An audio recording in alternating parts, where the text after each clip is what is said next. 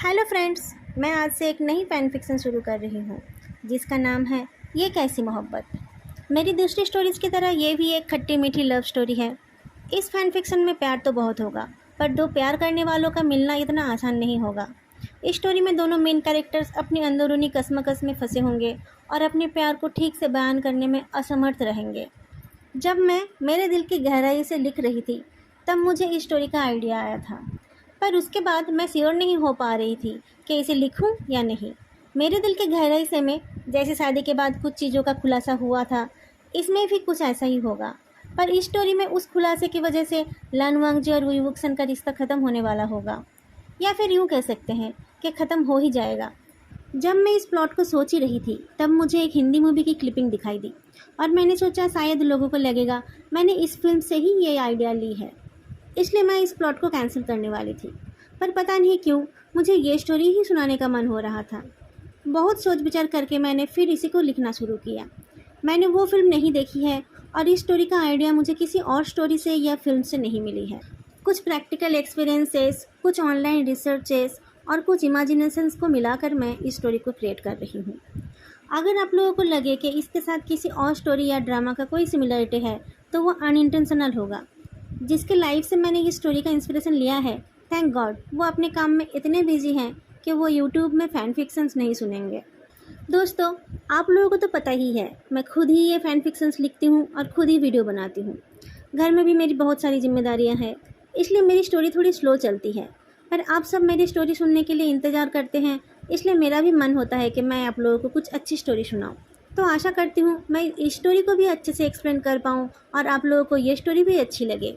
Story happy ending ही होगी क्योंकि आखिरकार हमेशा प्यार की ही जीत होती है। और जब प्यार करने वाले वुई वुक्सन और लन वांगजी हो तब चाहे कितनी भी कठिनाई क्यों ना आए, सैड एंडिंग तो हो ही नहीं सकता। तो फिर चलिए शुरू करते हैं ये कैसी मोहब्बत का एपिसोड 1। क्लास के बाद जब लन वांगजी वेन चिंग के साथ डिपार्टमेंट से बाहर आया तब उसने देखा बाहर वुई वुक्सन और जियान चेंग खड़े हैं।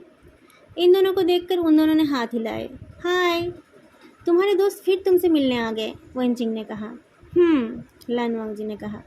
मैं चलती हूँ फिर, वेन चिंग जाने लगी। अरे चिंचिंग, तुम कहाँ जा रही हो? वुई वुक्सन आवाज़ लगाता है। मैं घर जा रही हूँ, वेन चिंग ने जवाब दिया। थोड़ा रुको तो, आज हम सोच रहे थे कि तुम लोगों के साथ रेस्टोरेंट जाकर बढ़िया इटालियन खाना खाए, वुई वुक्सन वेन चिंग का रास्ता रोक कर बोलता है। तुम लोगों के पास बहुत टाइम है, तुम लोग जाओ, मेरे पास इतना टाइम नहीं है, मुझे घर जाकर खाना भी बनाना पड़ेगा, वेन चिंग बोलती है। अब हटो मेरे रास्ते से। तुम्हारे घर पर कौन कौन है चिंचिंग? वुई वुक्सन पूछता है। मुझे चिंचिंग मत बुलाओ, मेरा नाम वेन चिंग है, वेन चिंग मुँह बनाकर बोलती है। अच्छा वेन चिंग, तुम्हारे घर में कितने लोग हैं? वुई वुक्सन ने फिर से पूछा। बस एक भाई है मेरा, और कोई नहीं, वेन चिंग बोलती है। तो फिर उसे फ़ोन कर दो और कहो कि आज तुम उसके लिए खाना पैक करा कर लाओगी, ये ठीक रहेगा ना? वुई वुक्सन बहुत उम्मीद के साथ वेन चिंग की तरफ देखता है। नहीं नहीं, उसकी कोई ज़रूरत नहीं है, कहकर वेन चिंग जाने लगी। वुई वुक्सन ने उसका हाथ पकड़ लिया। चलो ना, हम ज़्यादा टाइम नहीं लगाएंगे और तुम्हें घर भी छोड़ देंगे। वेन चिंग आंखें घुमाकर वुई वुक्सन की तरफ देखती है तो वुई वुक्सन ने जल्दी से उसका हाथ छोड़ दिया। पर तुम लड़कों के साथ जाकर मैं क्या करूँगी? तुम तीनों लड़के हो और मैं अकेली लड़की, मेरे वजह से तुम लोग मस्ती भी नहीं कर पाओगे, वेन चिंग बोलती है। हाँ, ये बात तो है, वुई वुक्सन सोचने लगता है। तभी उसकी नज़र किसी पर पड़ती है। वो चिंसू तुम्हारी क्लासमेट है ना? अगर वो तुम्हारे साथ चले तो चलेगा? वेन चिंग बोलती है। तुम उसे भी जानते हो? क्या यूनिवर्सिटी की सारी लड़कियां तुम्हारी दोस्त है? मैं हूँ ही इतने कमाल का, वुई वुक्सन ने अपनी कॉलर ऊंची कर ली। फिर उसने चिल्लाकर कहा, हे चिंसू, इधर आओ, तुमसे कुछ बात करनी है। उसके एक आवाज़ से ही चिंसू उसके पास आ गई और वुई वुक्सन उसे भी शाम का प्लान बताने लगा। लन वांगजी चुपचाप खड़ा होकर वुई वुक्सन को देखता रहता है। जियान चेंग, वुई वुक्सन और वो एक ही स्कूल में पढ़ते थे। लन वांगजी हमेशा से ही बहुत कम बोलता है, कोई कुछ पूछता है तो ही जवाब देता है, इसलिए स्कूल में उसके ज़्यादा कोई दोस्त नहीं थे। पर वुई वुक्सन हमेशा उससे बात करने आ जाता था और साथ में उसका भाई भी आ जाता था। वुई वुक्सन स्कूल में भी ऐसा ही था, उसे सब जानते थे और वो भी सबको जानता था। सिर्फ उनके क्लास के ही नहीं बल्कि जूनियर और सीनियर क्लास की लड़कियां भी उससे आकर बात किया करती थी। यूनिवर्सिटी में आकर भी वो नहीं बदला। ऐसा नहीं कि वो सिर्फ लड़कियों से ही बात करता है, लड़कों से भी वो अच्छे से बात करता है। स्कूल में कुछ लड़के उससे जलते थे क्योंकि लड़कियां उनको भावना देकर सिर्फ विवक्षण से ही बात करती थी, पर बाकी के लड़के उसके फ़ैन थे और उन सब से उसकी अच्छी दोस्ती थी। ऐसे तो लानवांग जी ने कभी कुछ नहीं पूछा, पर इतनों सालों में विवक्षण और जियानचेंग के बातों से उसे इतना पता है कि विवक्षण एक बहुत अमीर घर का लड़का है, पर बहुत साल पहले ही उसके पेरेंट्स की डेथ हो गई है। जियानचेंग को अपना भाई बुलाता है, पर वो उसका सगा भाई नहीं है और कज़िन भी नहीं है। जियानचेंग के पापा और विवक्षण के पापा दोस्त थे और बिजनेस पार्टनर्स भी। जब विवक्षण के पेरेंट्स की डेथ हो गई तब जियानचेंग की फैमिली ने ही उसका ध्यान रखा। उसके 18 साल हो जाने तक मिस्टर जियांग ने ही उसके शेयर्स का भी ध्यान रखा। अब वो चाहते हैं दोनों बच्चे जल्दी पढ़ाई ख़त्म करें और जाकर साथ में बिजनेस संभालें, जैसे कि वो अपने दोस्त के साथ किया करते थे। लानवांग जी को नहीं पता क्यों इतनी सारी लड़कियां विवक्षण की दोस्त है। शायद इसलिए कि वो अमीर है या फिर इसलिए कि वो गुड लुकिंग है, और इन सब से बड़ी रीज़न शायद विवक्षण का फ्लर्टियस नेचर ही है। जब शुरू में विवक्षण लानवांग जी से बात करने आता था तब लानवांग जी को लगता था शायद वो उसके लिए खास है। उसे लगा था उनकी दोस्ती स्पेशल है, पर कुछ दिनों में ही उसे पता चल गया था कि विवक्षण के लिए कोई खास नहीं है। वो सबसे ही इंटीमेटली बात करता है, बात करते हुए सबको ही वो टच करता है। ये जानकर पता नहीं क्यों लानवांग जी को अच्छा नहीं लगा था, पर उसने कभी उस बात को लेकर विवक्षण से कोई सवाल नहीं किया। क्या फ़ायदा, ऐसे भी उसका कोई दोस्त नहीं है। फालतू सवाल करके वो अपने इकलौते दोस्त को खोना नहीं चाहता था। ऐसे तो जियानचेंग भी हमेशा उसके साथ ही रहता है, पर ज़्यादा बातें विवक्षण ही करता है, इसलिए सबकी नज़र विवक्षण के ऊपर ही रहती है। लानवांग जी को लगता है जैसे विवक्षण एक मिराज की तरह है, जिसे देखकर सब लोग खींचे चले आते हैं। पास आकर लोगों को पता चलता है कि जिसे वो लोग पानी समझ रहे थे वो बस एक नज़रों का धोखा है, क्योंकि आज तक कितनी लड़कियां विवक्षण के पास आ चुकी हैं और विवक्षण ने उनके साथ मीठी बात की है, पर कभी भी किसी ने नहीं सुना कि वो किसी लड़की को डेट कर रहा हो। स्कूल से घर जाते टाइम जब विवक्षण की कार उसे लेने आती थी तब लानवांग जी ने बहुत बार बहुत लड़कियों को उसके साथ जाते हुए देखा था। वो लोग उसके साथ कहाँ जाते थे, जाकर क्या करते थे, ये सब लानवांग जी को नहीं पता। उसने कभी भी विवक्षण को उस बारे में नहीं पूछा। अमीर लड़के बहुत कुछ कर सकते हैं, उसके जैसे सिंपल लड़के उस मामले में ना ही पड़े तो ही अच्छा है। पर इतने सालों में किसी भी लड़की ने उसके नाम पर कोई लांछन नहीं लगाया है। इसका मतलब है कि वो लड़कियां अपनी मर्जी से ही उसके साथ जाती थी। विवक्षण उन सब से सीक्रेटली डेट करता था या कुछ और, ये सब जानकर लानवांग जी क्या करेगा। यूनिवर्सिटी स्कूल से अलग है। यहाँ आने के बाद लानवांग जी को कुछ दोस्त मिले हैं, जिनमें से वेनचिंग भी एक है। ज़्यादातर दिन वेनचिंग आकर उसके पास बैठ जाती है और क्लास के बाद उसके साथ ही निकलती है। कुछ दिनों से लानवांग जी देख रहा है कि विवक्षण रोज़ क्लास के बाद इंजीनियरिंग डिपार्टमेंट के बाहर खड़ा रहता है। उसके साथ उसका प्यारा भाई भी रहता ही है। वेनचिंग को लगता है कि वो दोनों रोज़ लानवांग जी को साथ ले जाने के लिए आते हैं, पर वो लोग एक्चुअली वेनचिंग के लिए आते हैं, ये बात समझने में लानवांग जी को ज़्यादा टाइम नहीं लगा। विवक्षण ने 1 मिनट में चिंसू को भी जाने के लिए राज़ी करा लिया। पता नहीं वो ये सब कैसे कर लेता है। लानवांग जी ने अचानक रियलाइज़ किया कि वो कब से विवक्षण को ही देखे जा रहा है। होश आने पर वो चलने लगता है, पर किसी ने पीछे से उसका बैग पकड़ लिया। मेरी बाइक इधर है, विवक्षण ने पीछे से कहा। लानवांग जी रुक गया। मुझे आज बहुत सारा काम करना है, मैं नहीं जा सकता। तो आज मैं तुम्हें जल्दी हॉस्टल छोड़ दूंगा, विवक्षण ने कहा। तुम लोग जाओ ना, तुम्हें वेनचिंग को भी तो घर छोड़ना पड़ेगा, लानवांग जी ने कहा। वेनचिंग को और चिंसू को जियानचेंग छोड़ देगा। चलो ना, हम ज़्यादा लेट नहीं करेंगे। लड़कियों को भी तो जल्दी घर जाना है, विवक्षण ने कहा। लानवांग जी की ये सबसे बड़ी प्रॉब्लम है। वो जानता है कि वो विवक्षण के लिए स्पेशल नहीं है, फिर भी जब विवक्षण उसे रिक्वेस्ट करता है तब वो मना नहीं कर पाता है। लड़कियां जियानचेंग के साथ जाकर कार में बैठ गई और लानवांग जी विवक्षण की बाइक में जाकर बैठ गया। पहले तो दोनों भाई ही बाइक से यूनिवर्सिटी आते थे, पर आजकल जियानचेंग कार लेकर आ रहा है। बाइक में बैठने से पहले विवक्षण ने आज भी अपने बैकपैक को सामने कर लिया है। लानवांग जी का बैग उसके पीठ पर ही है। जैसे ही बाइक यूनिवर्सिटी के गेट के बाहर आ गई, विवक्षण बाइक के सीट पर थोड़ा पीछे सरक गया। लानवांग जी ने भी थोड़ा पीछे होकर उसके लिए स्पेस बना दिया, पर विवक्षण ने एक हाथ से उसे पास खींच लिया। फिर उसने कहा, थोड़ा चिपक कर बैठो, नहीं तो तुम गिर जाओगे और मुझे पता भी नहीं चलेगा। मैं नहीं गिरूंगा, लानवांग जी ने कहा। मैं ये रिस्क नहीं ले सकता, तुम दोनों हाथों से मुझे पकड़ लो, विवक्षण ने कहा। मैंने कहा ना, मैं नहीं गिरूंगा, लानवांग जी ने कहा। पकड़ लो, नहीं तो मैं गिर जाऊंगा, विवक्षण ने कहा। लानवांग जी हिचकिचाते हुए विवक्षण को पकड़ लेता है। इस लड़के को क्यों समझ नहीं आता है कि इसके इन सब हरकतों के वजह से ही पता नहीं कितनी लड़कियां अपने आप को स्पेशल समझने लगती है, या फिर शायद वो जानबूझकर सबको इस धोखे में डालता है कि वो लोग स्पेशल है। पर वेनचिंग शायद सच में स्पेशल है, क्योंकि आजकल लगभग हर रोज़ ये दोनों भाई उससे मिलने आ जाते हैं और वीवुक्सन वेनचिंग को उनके साथ चलने के लिए रिक्वेस्ट करता रहता है। ये बात सही है कि वो लोग उससे भी साथ ले जाते हैं, पर लानवांग जी को ये सब अच्छा नहीं लगता। वीवुक्सन की तरह लानवांग जी के भी पेरेंट्स नहीं हैं, पर फ़र्क ये है कि उन लोगों ने उसके लिए करोड़ों का बिजनेस नहीं छोड़ा है। वो इस यूनिवर्सिटी में इंजीनियरिंग इसलिए पढ़ पा रहा है क्योंकि उसे स्कॉलरशिप मिले हैं।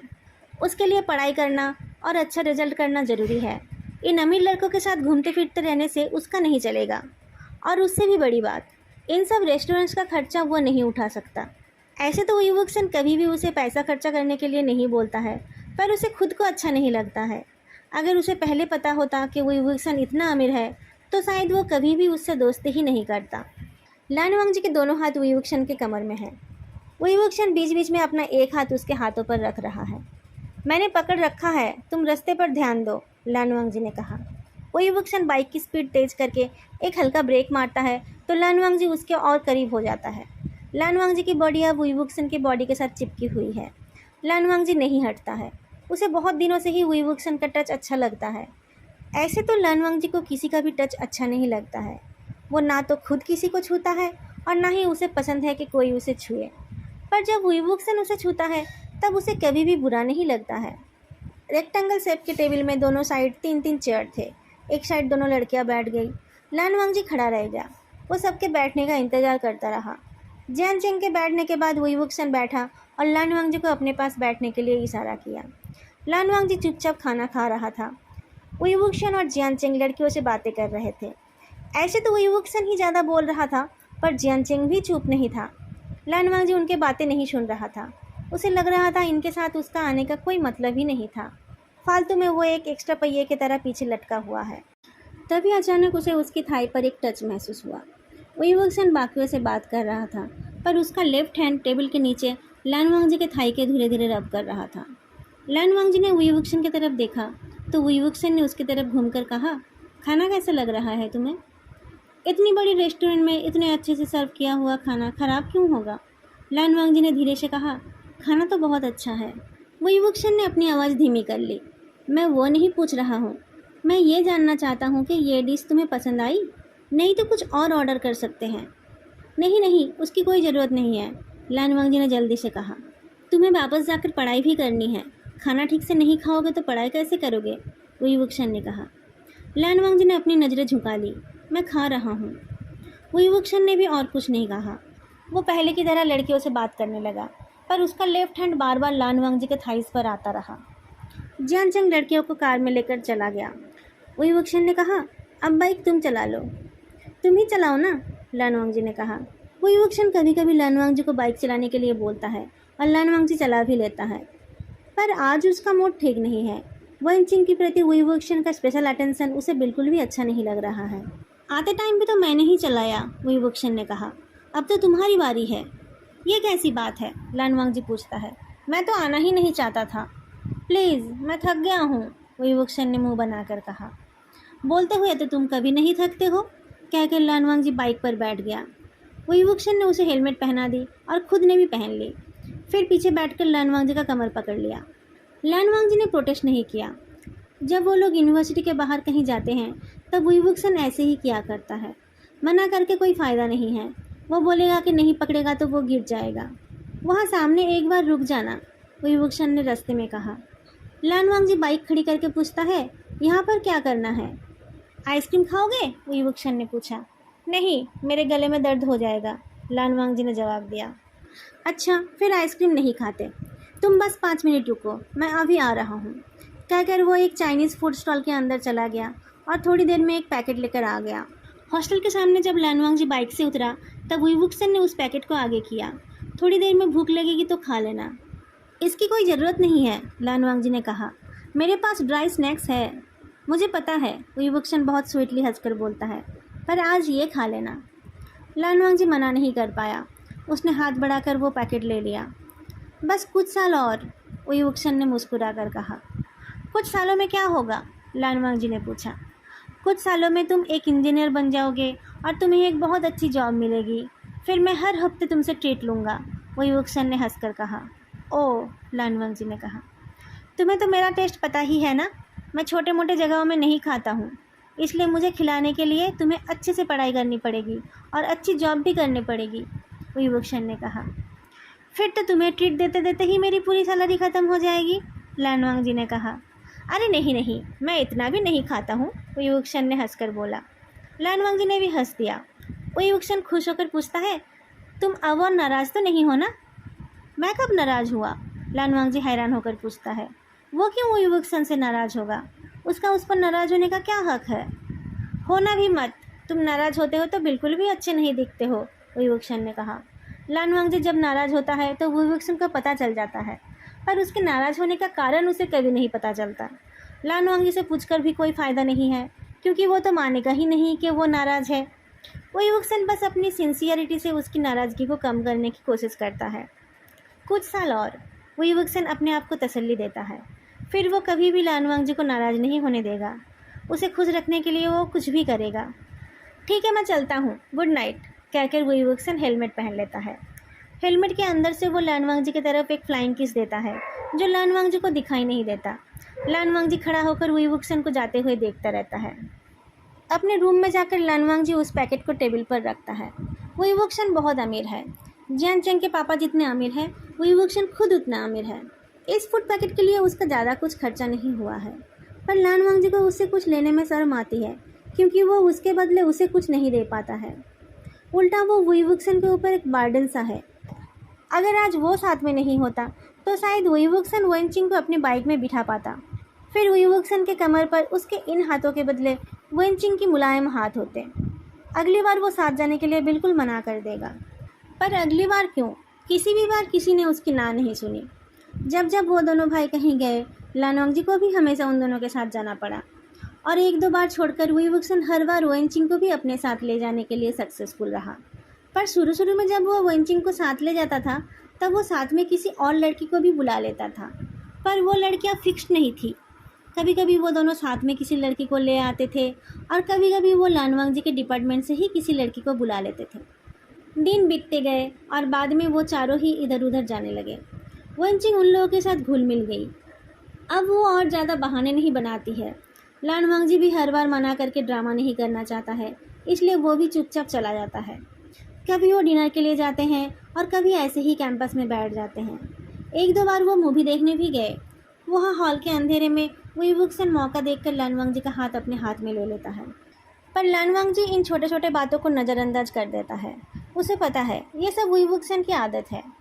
शायद उसने अपने दूसरे हाथ से वेनचिंग के हाथ को भी पकड़ रखा हो, पर लानवांग जी ने कभी इस चीज़ को चेक करने की हिम्मत नहीं की। अगर जो वो सोचता है वो सच साबित हो जाए तो उसे बहुत दुख होगा। उससे अच्छा जितना टाइम वही वुक्सन उसे स्पेशल फील कराता है, उतना टाइम उसे स्पेशल फील कर लेनी चाहिए। सालों तक सीरियसली डेटिंग करने के बाद भी लोगों का ब्रेकअप हो जाता है। लोग बड़े बड़े वादे करके भी भूल जाते हैं। वही वुक्सन ने उससे कोई वादा नहीं किया है, ना ही वो लोग सीरियसली डेट कर रहे हैं। वो वही वुक्सन को ये सब करने से इसलिए नहीं रोकता है क्योंकि उसे ये सब छोटे छोटे टच अच्छे लगते हैं। लानवांग जी वही वुक्सन से बेइंतहा मोहब्बत करता है। ज़िंदगी में कभी वो किसी और से मोहब्बत करना भी नहीं चाहता है, पर वो जानता है वो कभी भी वही वुक्सन को अपना नहीं बना पाएगा। इसलिए ये छोटे छोटे टच और केयर उसके लिए बहुत कीमती है। बाद में जब वो दोनों अपने अपने लाइफ में बिजी हो जाएंगे, तब इन पलों को याद करके ही तो वो खुश हो पाएगा। उसे पता है वही वुक्सन के साथ उसका कोई फ्यूचर नहीं है, तो फिर क्यों ना इस प्रेजेंट डेज के स्वीट मोमेंट्स को ही एंजॉय कर ले। ऐसे भी वही वुक्सन कभी भी ज़्यादा कुछ नहीं करता है। शायद ये सब उसके लिए कोई इम्पॉर्टेंट चीज़ है ही नहीं। शायद ये सब वो ऐसे ही कैजुअली कर देता है। लानवांग जी वही वुक्सन की तरफ देखता है। कितना अच्छा दिखता है वो। वही वुक्सन को शायद पता चल गया कि वो उसे देख रहा है। उसने भी गर्दन घुमाकर उसे देखा और फिर उसने मुस्कुराया। लानवांग जी की आंखें चमक उठी। इस मुस्कान को देखने के लिए वो तो अपनी पूरी ज़िंदगी को भी दांव में लगा सकता है। लानवांग जी ने महसूस किया कि उसके हाथ के ऊपर वही वुक्सन का हाथ थोड़ा और टाइट हो गया। दोस्तों, आज का ये एपिसोड मैं यही ख़त्म करती हूँ। फ़ैन फिक्सन का ये पार्ट आप लोगों को कैसा लगा ये बताना मत भूलना। स्टोरी अच्छी लगी तो लाइक, कमेंट और प्लेलिस्ट को शेयर करना मत भूलना। मैंने अपनी दूसरी फ़ैन फिक्शंस को भी अलग अलग प्लेलिस्ट में डाल दिया है, आप लोग उनको भी शेयर कर सकते हैं। आज के लिए इतना ही। फिर मिलेंगे अगली वीडियो में। तब तक के लिए बाय।